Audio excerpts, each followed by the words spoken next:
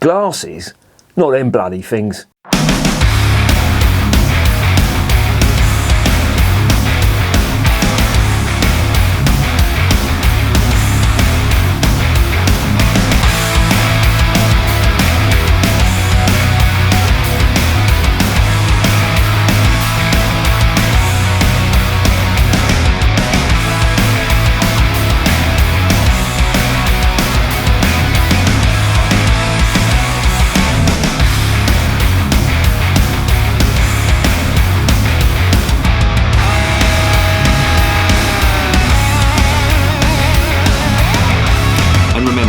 Life is too short to be drinking shitty beer. Welcome to another edition of Bands, Bikes and Booze Reviews. Today is a bit different.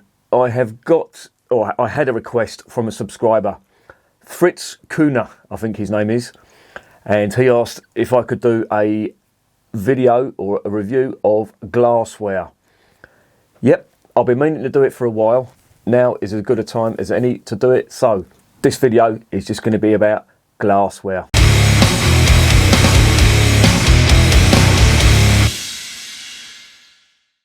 Just to get a few things straight first about glassware, how you're drinking beer out of a glass, how that came to be, and the whole evolution of glassware. There's been a lot of myth, there has been a lot of crap spoken about what glass to drink beer out of, or what style of glass to drink beer out of. There is some science, yeah, definitely, I do get that. There is some science behind the beer that goes into certain glasses and how that's presented. There is also some practicalities involved in that. I'll be covering all this in this video. Firstly, let's just get onto the evolution of how glassware came about. Glass was first used, I think it was 1500 BC in the Middle East, Mesopotamia, which is modern day Iran and Iraq, Egypt especially. They found that glass could be moulded into certain shapes, and the ancient Egyptians actually invented glass blowing, which allowed them to mould glass to certain shapes to suit their specific needs. Now, glass and glass blowing was a very labour intensive and expensive method. It wasn't for the working man, if you know what I mean. They were mainly used for ceremonies or for gifts or awards for the very rich of society at the time. It wasn't for the likes of rough people like me and you. Go forward a few thousand years, and in the 16th century, glass became transparent, whereas before it would be either dark brown or green, depending on the impurities. It would have had its colour determined by the impurities such as iron in the glass. So when you see like a light green tint on a glass, that is an impurity which some people find desirable. But that's what it's caused by. It's caused by an impurity in the iron content of the glass. 100 years later, in the 1600s, lead was added to glass. You've heard of lead crystal glasses. Well, lead was added to make the glass heavier and also easier to cut. So you could make intricate designs and patterns on them when they contain lead. Then a few hundred years later, the notion that you could pour drinks into glasses and get very nice flavours from there. And the designs of glasses evolved from around the 1800s. Now you have to remember, before this, glasses weren't really used for drinking out of by most people. As I say, it was usually for the very rich or royalty. Your average man in the street would be drinking his beer, his ale, that would be usually drunk out of earthenware receptacles. Reason being, they were readily available, they were cheap, they were quite robust, and they lasted a long time. In the early 1800s, technology had advanced so much that they were able to press glasses. Now this had a major impact on the popularity of glasses. Whereas before you had people who would be glass blowing, and which is, you've probably all seen it done, it's a highly skilled job, very labour intensive, and as I said before, it would mean that the end product was quite expensive. However, with this new technology which allowed glass to be stamped, glasses were mass produced and they became available to the masses because with mass production they became cheaper. And this phenomenon wasn't lost on the brewers, who thought if they put their beer into glasses, not only could people see the product they were buying, they could also put their stamp literally on the glasses. So this is where your branded glassware came about. And of course, that has been a phenomenon ever since. And you get glass bottles that have the brewery name stamped on the side. So you can sort of look to the 1800s, sort of early to mid 1800s when this phenomenon came to be. By the mid 20th century, the floodgates were open, and brewers specifically were inventing various styles of glass to go with the products they were selling, and they would be branded and they would be synonymous with just that beer. So for example, Budweiser, who were probably at the time one of the biggest brewers in America, they were producing glasses with their logo on the side, which not only gave it a brand association, it was also great publicity as well. If you look at films, even going back before the sort of 50s, if you look at the 1940s, for example, there's a great film, it's called Ice Cold in Alex, and at the end, near the end of the film, they're drinking Carlsberg out of Carlsberg branded glasses.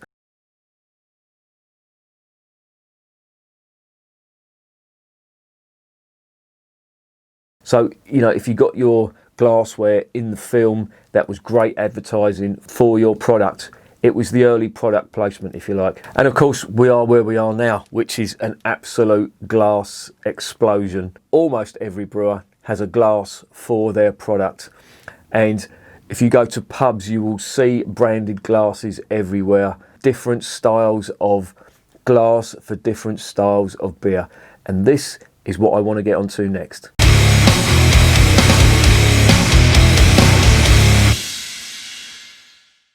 When brewers in the 1800s realised that they could personalise or brand their glasses, they didn't really understand the science behind it. They just thought it was a great mass-produced receptacle for putting their product in and getting it out to the masses. But science has evolved, and with that science, there has come a whole host of different styles of glasses for different styles of beer. Now, why is this? Well, there's a few reasons. It has actually been proven scientifically that the style of the glass can influence the taste. Not massively, but subtly. If your beer's bad, no glass is going to make it taste nice. That's a fact. So you have to start off with a decent product before you start relying on glasses to make your beer taste nicer. But the whole science behind it is quite interesting when you look at shapes of glasses. For example, it's been scientifically proven that beer in a curved glass immediately or psychologically sets certain receptors off in the brain to draw you towards that beer. Couple that with stylized style glasses. So for example, your branding on the side of the glass. It has been scientifically proven that if you have branded glasses with your brewery name on it and you serve that beer in that glass, you will make more percentage of sales than if you just serve them in transparent glasses, which is a quite interesting phenomenon really when you think about it. And again, the visual perception of this beer in this glass makes it more appealing. So for example, I know this is a bit of an extreme, but if you serve somebody a beer in, for example, a teacup, or you serve them a beer in a nice curved glass, obviously they're going to want to go for the glass. But the same can be said for other styles of glass as well. They do appeal to certain styles of beer visually. What is the driving factor behind this? Well, you could put it down to several things, but the main factor is, certainly for beer, is the CO2 content. Now, CO2 is at the heart of flavour in beer. It promotes the flavour, it promotes aroma. Aroma is a massive part of taste perception. Whether you like it or not, whether you think it's not, it is. And the way you deliver this CO2 can affect the perception of beer. But there's also other factors as well when it comes to CO2. You have the head retention. Certain glasses are designed to retain the head on CO2 heavy content style beers. And of course the CO2 in it, as I keep trying to hammer this point home, it is at the heart of the flavour of the beer. There's times when even your average lager drinker will not drink lager because it's flat, or doesn't like the taste of lager because it's flat, mainly because the taste perception has changed. And there's been science to prove this as well, because there has been a study by Japanese scientists who've put thermal imaging cameras which can also detect aromas as well. It's very clever science, and it will show you how certain styles of beer will decant the aromas from the glass. Now usually wider style glasses will decant the alcohol or the ethanol from around the edges, and your aroma is in the centre. Your tulip glasses, or your glasses with quite small openings, will decant that flavour in a concentrated manner, which will just enhance them aromas. And of course, as I keep saying, carbonation equals aroma and flavour. Now, to give you an example of this, if you can remember the old champagne glasses from the 1920s, they were originally designed to do this. Champagne, of course, it's not nicknamed bubbly for nothing. Because of the massive CO2 content within champagne, that CO2 needed to rise to the top, promote the aroma, and also to carbonate the drink as well, and to allow that CO2 to escape. And nowadays, champagne now is normally served in flutes, which in my opinion is completely the wrong style of glass to serve champagne, as it's concentrating all that CO2 in one area, and it's preserving, it's not allowing that CO2 to escape. Hence the reason it's very gassy, it will bloat you out.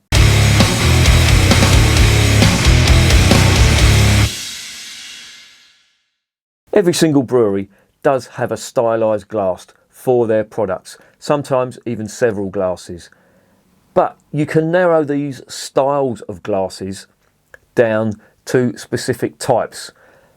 You may get breweries adding little aesthetics, little designs, changes, but the fundamental design of the glasses is more or less the same.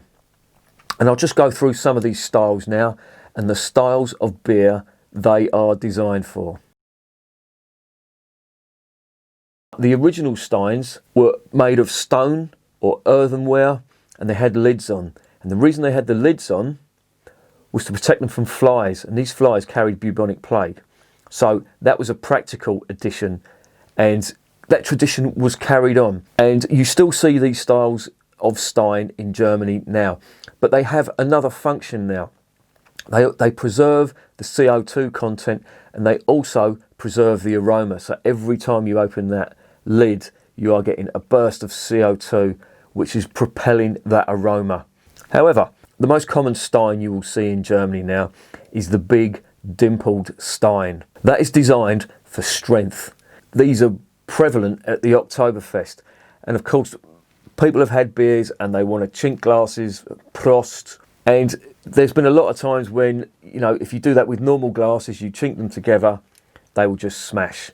So Steins are designed for strength, and of course they hold a lot as well. They're usually litre Steins, so that's what their function is. It's for strength. In the United Kingdom, you have the ubiquitous pint glass. Now these come in various shapes. You can have the straight pint glass. You can have the no-neck pint glass, which has the ridge in the middle, which is designed for a better grip. If you're standing, you have that ridge which you put your hand up to, and you can hold that better. That's the theory behind it as well. And they also stack easier too. And you'll see them in almost every pub in Britain. They are everywhere. If we get onto the Belgian beers, this is where the science comes in to the glassware. Chalices are designed for highly carbonated beers, such as your Abbey beers, your doubles and your trebles, which have basically gone through a second fermentation. With the addition of the sugar that they put into and the yeast that they put into these beers, it will go through a second fermentation, which will create more CO2. Hence the reason when you pour them out, there is masses and masses of CO2. Now, CO2 can also be an irritant as well, and I do find this with certain beers. So your Chalice is designed to let that CO2 evaporate to an extent, so as you're not drinking all that CO2 and it's not going to bloat you out. And if you pour a Belgian beer into a Chalice, you can see the CO2 just rising to the top, creating a nice foamy head, but also propelling them lovely aromas that you get from them nice Belgian beers. The Tulip glass, that is designed to concentrate the aromas towards the nose. And certain beers which have big aromas, to be honest, you'd be hard pushed to find a Belgian beer that hasn't got an aroma of salts. But that's what that is designed to do. If you have beer that has got a high amount of aroma, you will serve that in a Tulip glass, and the concentration of that opening, which is smaller than your Chalice, it will just direct that towards the nose, and it will also preserve the head a little bit more. And of course, Belgian beer, and most beer, to be honest, should be drunk through a head. Now, these Tulip glasses can vary in style. You have the everted opening, which has like a lip, and that is very ergonomic on the lip, but it also imparts the CO2 into the atmosphere, thus propelling the aromas towards the nose as you are drinking. You also have tapered style Tulip glasses and snifter glasses, which will preserve the head. And again, with the head, that is a concentration of CO2. You are going to get them aromas. Now, in the last 20 years, with the advent of craft beer, there has been an absolute explosion of different styles of glassware for craft beer. Now, there are various styles to promote the aroma of craft beer and also to preserve the head on a craft beer. Now, a lot of craft beers, in fact the majority of craft beers, are very hop heavy, and these Spiegelau glasses, which have been copied, they contain a small rim at the bottom.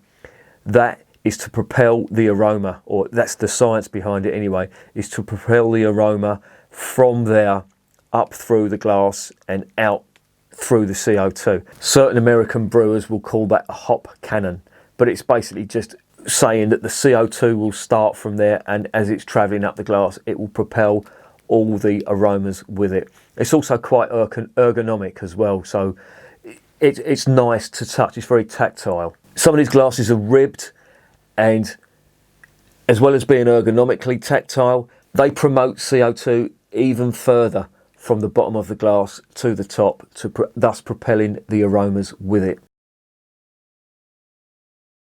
In the last few years, in a lot of macro brewed glassware, you will get glasses which have been what's known as nucleated, or they have nucleation, which is basically some etching, and that will keep the CO2 rising from the bottom of the glass up to the top, thus preserving the head. With the shape of the glass and that CO2 propulsion, that will preserve the head on a lager style beer. Word of warning, do not use them for Weiss beer. It just creates absolute chaos. Speaking of Hefeweizen glasses, they are designed for the preservation of the head all the way down through the glass. Now, they're very slim. They have a bulbous head which is inverted slightly to preserve the head.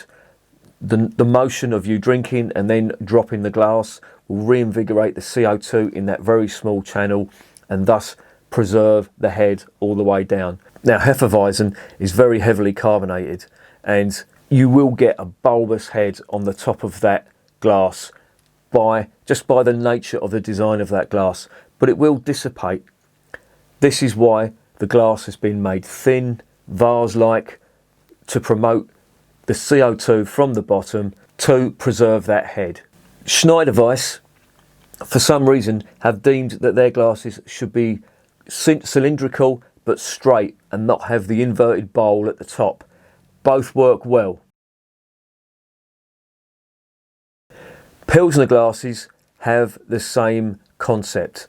They are cylindrical, they are very slim at the bottom, wide at the top, again to promote the preservation of the head in these carbonated pilsners and lagers.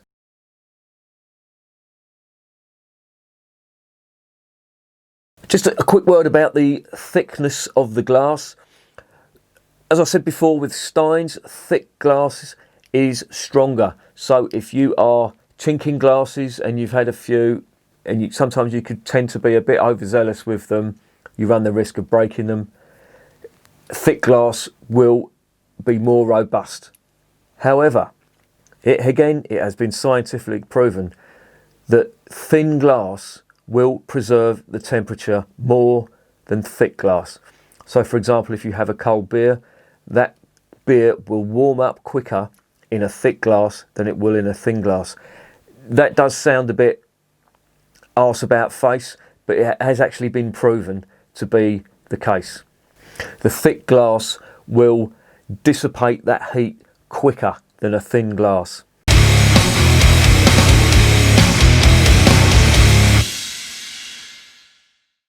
Some words about hygiene. Now, this is really important to me, and it's one of my pet subjects that is very misunderstood. Of course, you need to drink out of clean glasses. Dirty glasses are not only a health hazard, they can ruin the flavour of your beer. When you go into a pub, they should have a dedicated cleaning machine, whether it be a dishwasher or one of them specialised sinks for cleaning glasses. What you need to be wary of is dishwashers that are also used for food. So when I say dedicated cleaning machines, I mean machines that are just dedicated for cleaning the glassware, and they're not throwing food containers or plates or anything like that in with them as well. Now I know this is impractical in the home, but in a pub you should expect that. Reason being, if you mix food and beer containers and receptacles, the grease and the grime from the food containers will impart itself onto the glass. And if you've watched my reviews, you will have seen this quite a lot. And this manifests itself on the side of the glass. And you will see, when you fill out your carbonated beer, you will see the bubbles sticking to the side. And this is bad, because that will kill the head retention, because the bubbles are getting trapped. They're not rising to the top, and they're not creating the head that you should be drinking your beers through. Thus, you will not be getting the same amount of flavour and aroma. Another pet hate of mine is when you are served a warm or even sometimes hot glass with cold beer in it. If that happens, I make a point now of giving the glass back. Sometimes bar staff do not want to hear this because they're in a rush, and it's usual that they've run out of glassware and they're just trying to get the beer out to the punters. But if you're served beer in a warm glass, what's going to happen? Of course, the temperature is going to change. And on the flip side of that, people who freeze glasses, please don't do that. That is not good. If you take a beer out of a dishwasher and you freeze that glass, you are freezing that dirt onto it. And not only are you freezing it onto it, but when that glass cools down with the liquid inside, that dirt will be freed up and it will go into your beer, and again it will cause problems with your beer. It will also mess with the temperature of your beer as well.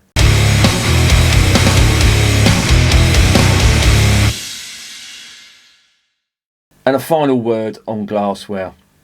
Always drink beer out of a glass. Now there is one exception to this, the Heady Topper New England IPA, which is perhaps the beer that spawned that New England IPA style. They specifically say, or the brewers specifically say, that you should drink that from the can. That's their take on it. Personally, I would obviously try it out the can, but I would get it into a glass as well. Drinking beer out of a bottle or out of a can does not allow the CO2 to escape and to create that head. You will not be getting all the flavours, but worse still, you will be getting very, very bloated with all that CO2 because it will be expanding inside your stomach. That is not good for you, and obviously that is not good for the flavour of the beer. So there you have it. Couple of points to remember.